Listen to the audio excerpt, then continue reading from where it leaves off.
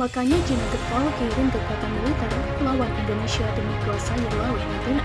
Ternyata tanpa map ini bisa buat dunia lupa.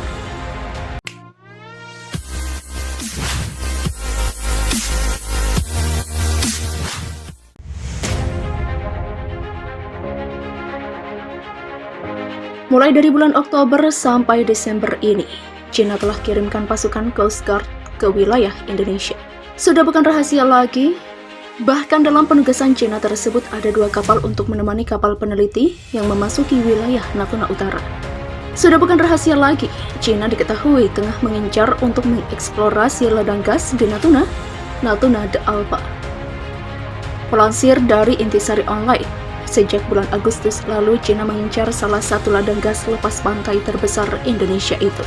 Bahkan pada 20 Agustus 2021, China pernah mengirimkan kapal-kapal China ke Blok Tuna di Natuna de Alpa.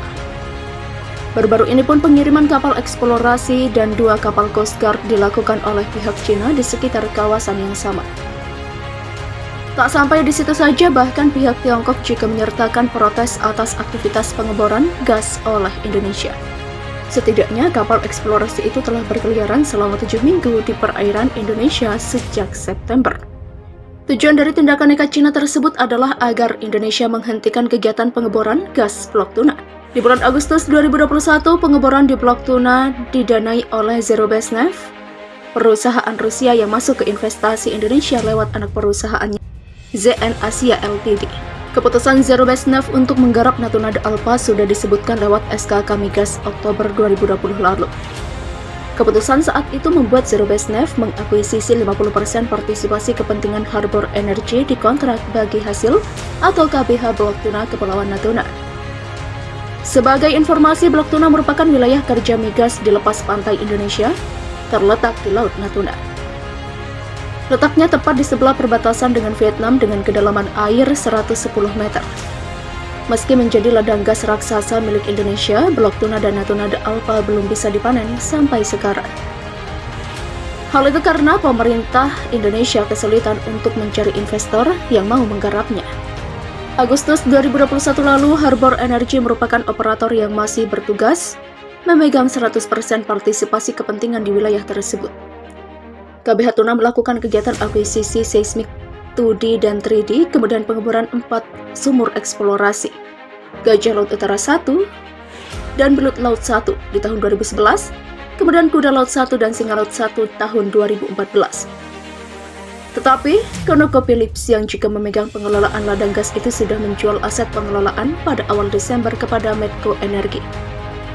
ConocoPhillips menyusul perusahaan besar lainnya yang memegang saham pengelolaan Natuna de Alpa, seperti Total dan Chevron.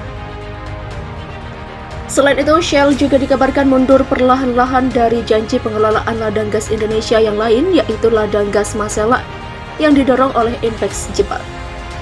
Faktanya, walaupun ditemukan hidrokarbon di sumur Kuda Laut 1 dan Singa Laut 1 yang letaknya bersebelahan, mengolahnya sangat sulit.